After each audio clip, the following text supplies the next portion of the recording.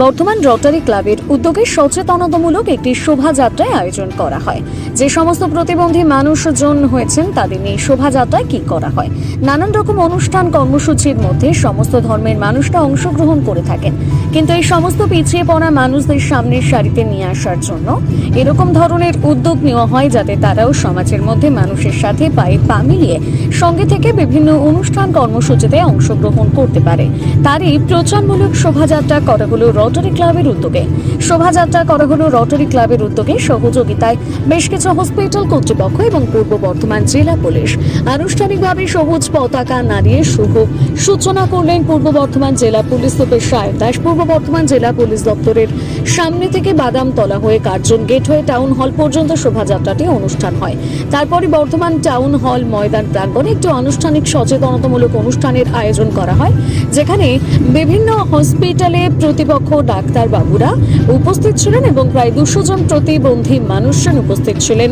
ক্লাবের কর্তৃপক্ষরা এই বিষয়ে কি জানিয়েছেন শোনাবো।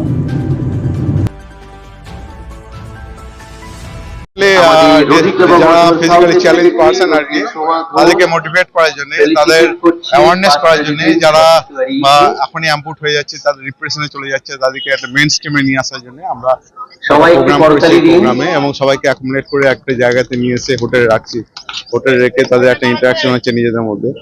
যেমন ভালো জায়গাতে পৌঁছে গেছে, প্রফেসর হয়েছে, কেউ লেকচার হয়েছে, যাদের রিসেন্ট অ্যাম্পুটেশন হচ্ছে, পড়াশোনা করছে, তারা হয়তো ডিপ্রেশনে চলে যাবে। সেখানে আমরা চেষ্টা করছি যে তাদেরকে ওদের সাথে একটা ইন্টারাকশন করলে তারাও জানবে যে আমরা ডিসেবল, কিন্তু আমরা নিজের কাজ নিজে করতে পারি এবং নিজের জায়গাতে একটা লক্ষ্যে পৌঁছাতে পারি। সেই লক্ষ্য নিয়ে আমরা এই কাজগুলো করছি। আমার নাম প্রতীক পাবন দাস, আমি অর্থোটিস্ট পার্সাটিস্ট, আমি আর্টিফিশিয়াল লিম্ব স্পেশালিস্ট। শুধু আমাদের যে স্পেশাল ডিসেবিলিটি যাদের রয়েছে তাদের যে একটা নিয়ে প্রোগ্রাম করা তা নয়, তাদের মেন্টালি সাপোর্ট দেওয়া এবং একটা অনুষ্ঠানের মধ্যে দিয়ে যে তাদের পাশে আমরা আছি সেটা জাস্ট বোঝানোর জন্য যে এনি টাইম সামহাও কোথাও যেন আমাদের মধ্যে একটা মেন্টালি একটা অ্যাটাচমেন্ট ওদের সঙ্গে আমাদের রয়েছে এবং তাদের প্রবলেম হলে আমরা অবশ্যই থাকবো। হ্যাঁ, অনেক বছর ধরেই এটা চলছে। এটা বেশ খুব ইনোভেটিভ একটা আইডিয়া। রোটারি ক্লাব তো এমনিতেই নানা রকম ভাবে সকল রকম মানুষের পাশে থাকে, তো সেই হিসেবে এটা একটা আলাদা প্রয়াস। এরা তো কিমস রয়েছে, আরো বেশ কয়েকটা রয়েছে, আমার অতটা। এছাড়া আই ক্যাম্প হয়, ব্লাড ডোনেশন ক্যাম্প হয়, আমাদের পোলিও হ্যাঁ, একটা 3rd ডিসেম্বর প্রত্যেক বছর আমাদের কেষ্টসাহেব পার্কে একটা মেলা মতো হয়, মানে যারা ধরো স্পেশাল অ্যাবিলিটি, মানে ডেফ এন্ড ডাম্ব, বোবা, মানে স্পেশাল যাদেরকে বলা হয় একদম, তাদেরকে নিয়ে একটা প্রোগ্রাম হয়। প্রায় 1000 মতো লোকজন ওখানে থাকে। সেটা একটা খুব ভালো। হ্যাঁ, অবশ্যই তারা তো আমাদের পাশে না থাকলে এত বড় অনুষ্ঠানটা পরপর আমাদের একটা করে প্রোগ্রাম লেগেই থাকে, সেগুলো তো কভার করা যেত না। সুতপা বর্মন। আমরা গত 3 বছর ধরে করছি। যারা শারীরিকভাবে যাদের অঙ্গহানি হয়েছে, যারা বিভিন্ন ধরনের প্রস্থেটিক্স ইউজ করেন, তাদের নিয়ে আমরা এই অনুষ্ঠানটা, এই প্যারাথন, এটা 3য় বছর আমরা এখানে করছি আমাদের রোটারি ক্লাবের উদ্যোগে, এবং সহযোগী ক্লাব হিসেবে বর্ধমান বোরাটা তরুণ সংঘ আমাদের সঙ্গে সবসময় থাকে।